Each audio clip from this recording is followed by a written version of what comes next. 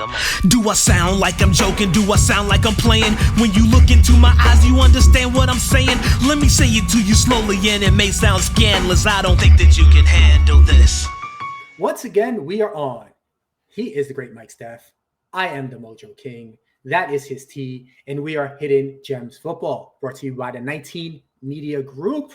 Mike Steph, are you doing as good as Derek Carr today? I divulged some things to you off air about how a particular teams cost me some money, but starting with the New Orleans Saints costing me some money, and you're going to talk about, am I doing as good as Derek Carr? I swear, this teamwork thing is way overrated. But besides that, I'm doing as expected.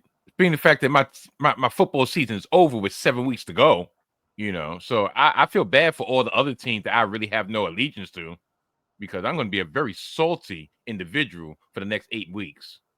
I'm going to bring a little bit of salt over to HGF. Besides that, I'm great. All right. Well, I got to say, I was not going to bring up the other issue. Wasn't going to mention it today. But Mike Steph, do you have something you need to get off your chest? Yeah, I have a lot of things to get off my chest. Maybe we just need to take me off the screen right now, because let me stop. No, my one big thing this week is a comparison between two historically downtrodden teams. And those two teams are the Detroit Lions, and probably for the last time for the rest of the season, I will be mentioning the Jets to tell two teams. On one hand, you probably have one of the greatest stories in the league. The Detroit Lions are 8-1, and they had one of the most unfathomable victories in recent history this past Sunday night. Jared Goff had his worst game, especially this season, but maybe his worst game statistically ever, throwing 5 interceptions. At one point, the Lions were down 23-7 on the road. And it would have been acceptable if they would have chalked it up to, like, listen, it's just not our day. 7-1 turns to 7-2. They're still in the lead, so forth. But guess what? They did it. They fought back and showed incredible heart and grit. They've been doing that for over 2 seasons now, especially since that season in which they went into Lambeau and beat the Green Bay Packers with nothing to play for but pride and a winning record, which they did. And that catapulted them to their success of last year. The culture that Dan Campbell has instilled has brought them to this point, 8-1, leading the NFC and looking like the odds-on favorite to get to the Super Bowl. Perseverance, toughness, togetherness. It's like it's the NFL version of hustle, loyalty, and respect. Now, on the flip side of everything that I just described are the New York Jets. The latest in a long line of inconceivable performances, a.k.a. getting that ass bust, happened this past Sunday in the desert of Arizona. They got routed by the Arizona Cardinals in a game in which they showed the exact opposite of the words I used to describe the Detroit Lions. They put on a gutless, selfish, disinterested effort of epic proportions. They got punched in the mouth. They got punched in the ribs. They got punched etc. Yeah, that means etc. They gave up and looked out only for themselves. They are directionless. They're old. They're pathetic. They're unorganized. And they're also 3-7 for me. Listen, Detroit had been the butt of the football gods for decades. If you really look at it, it's almost like the Jets and the Lions are kindred spirits, so to speak. Tell you the truth, the Jets actually have had more success in the last 30 years than the Lions. But that is not the case now. When I look at the Lions, I see hope. I see possibility. I see that even though it might take an eternity, there can be a way to build a sustainable winner, to build it from the foundation up. Not quick fixes, coaching, talent evaluations, drafting, a rabid fan base that's loyal to a fault, and a team that deserves their adulation. Right now, I salute all the fans of the Detroit Lions, and truth be told, I hope they win the whole damn thing. And that is Mike Steph's one big thing. Yeah. I'm rooting for the Lions too, mostly because that was my preseason pick for the Super Bowl. I was going to say the same thing, but I was trying to be humble. But We both picked them for champions? yes. No, well, did we? I know we picked Detroit and Kansas City to meet in the Super Bowl. I don't know if I've said that KC was going for.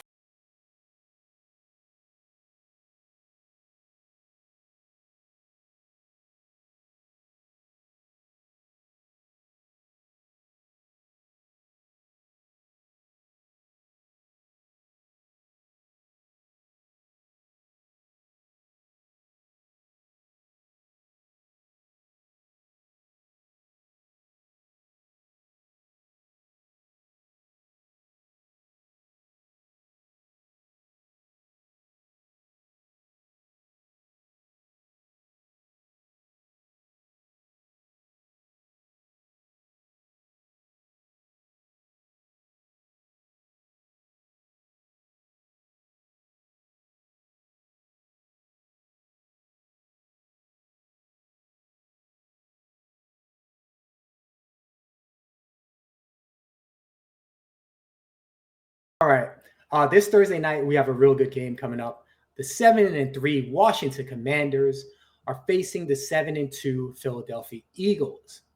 Projected total is 48.5 points, while the Eagles are 3.5-point favorites. That means Vegas is telling us that Washington will score 22.5, while Philadelphia scores 26. As far as injuries, Washington's biggest injury is Brian Robertson, their majority owner of the split backfield. He's been out with a hamstring. We'll have to see if he's back this next week.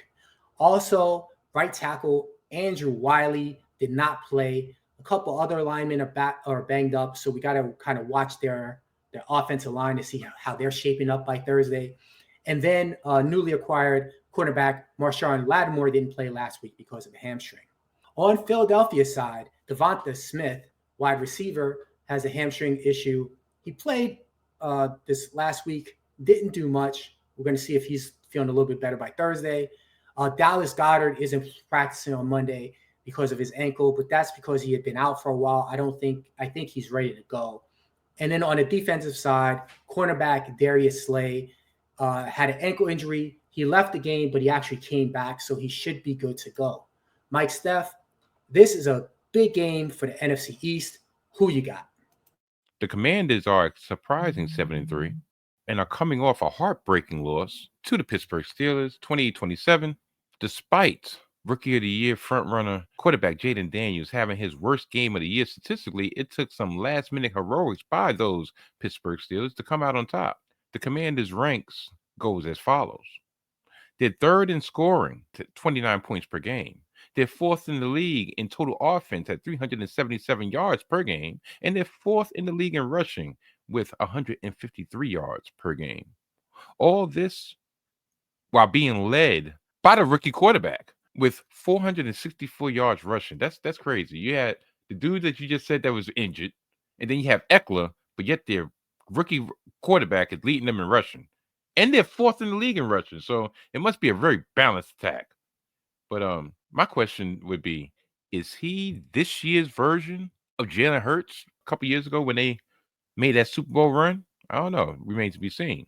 Now, speaking of Jalen Hurts, we're going to talk about the Eagles. The Eagles, they've won 5 straight.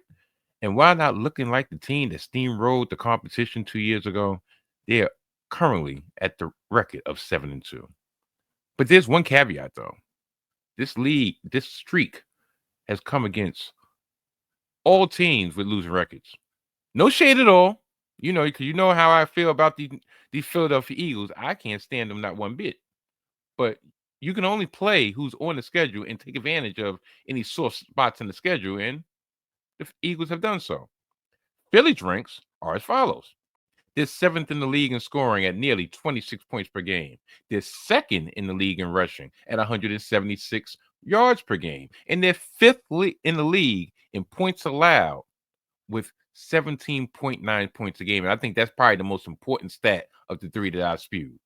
Saquon Barkley has taken some of the pressure off of Jalen Hurts and has added not only a dynamic to the offense, but he's an every down playmaker at their disposal. That brings us to my prediction. Okay, well, I'll go to over under first. I think I'm going to go over because I could see this being like a 27-24 game. And with that being said, for some reason, this is at the link, but and it is on a short week, and I believe that actually favors the rookie because he doesn't have enough time for anything to get into his head, for the pressure, the enormity of the situation, and being the fact that all the injuries the litany of injuries you listed at the very beginning of this segment, they're hobbled, meaning the Eagles. And plus, I'm not picking the Eagles. So, over under, I'll go over, and I will take the Washington Commanders plus 3.5. First thing I'd like to say is I'm not betting this game no matter what. Too close. So take these predictions as you will. Washington had won 7 of their last 8 before last week's loss to Pittsburgh. Their 3 losses this season were the Buccaneers, the Ravens, and the Steelers. The strength of their 7 wins, the combined record, 23-39. The only team that they beat at 500 or above is the 6-4 Cardinals. Meanwhile, Philadelphia's won 5 straight, including a drubbing last week of the Dakless Cowboys.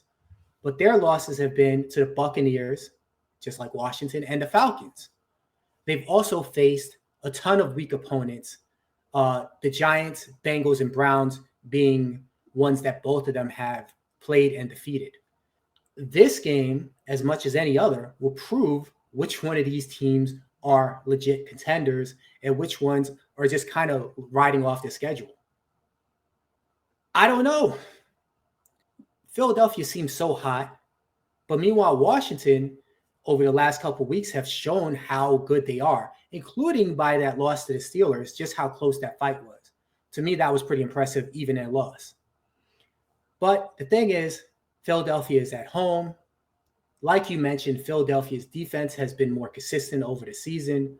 So I am not betting it, but I am taking Philadelphia minus 3.5. The half really bothers me. I would really like Philadelphia winning by a field goal. As far as the over-under, again, a thing I don't like betting. I'll lean under because I have so many question marks. I just feel like one of these teams may not score as much, or maybe they both want to be a close, low-scoring battle.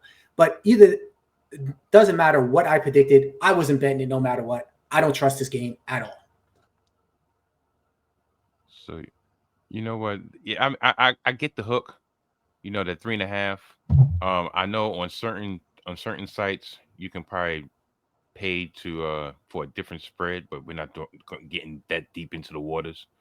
I wish I would have did so because I kind of lost a bet this past Sunday night with the Detroit Lions because the Detroit Lions was favored by 3.5 and they won by 3, and that cost me some bread. Right before the holiday season too, that was some much needed bread.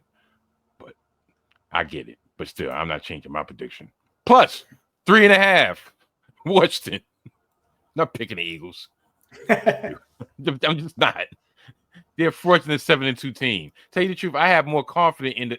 Yeah, I know both their schedules have been not great, but for some reason I just have more confidence in the Commanders that what we see on paper is more equal to what they actually are. There's too many underlying currents going on in Philly, especially surrounding their coach. Their coach is going to be their ultimate downfall. So I trust Dan Quinn over Nick Sirianni. I can't stand him. This is a 19 Media Group presentation. And because I said I was going to leave your team alone, we're going to move on to Thursday Night Football. Florida. How the did you lose to the Saints? And then I'm like, you know what? That's karma for me dogging them so much. My brother still hasn't returned to my text because I'm like, yo, bro, your team cost me some bread. TV dinners, Hungry Man, Banquet. Banquet's pretty. That was pretty good. Yeah, The Devourer. Hungry Salisbury Man. steak. Actually, I used to like the rib one, but when I used to eat pork. The rib one, sure. Then you go get that sauce and you put it over the hydrated potatoes. Mix it up. Shoot, man, listen. I grew up on TV dinners. All right. Focus. Yeah, that's why we're all gonna die young.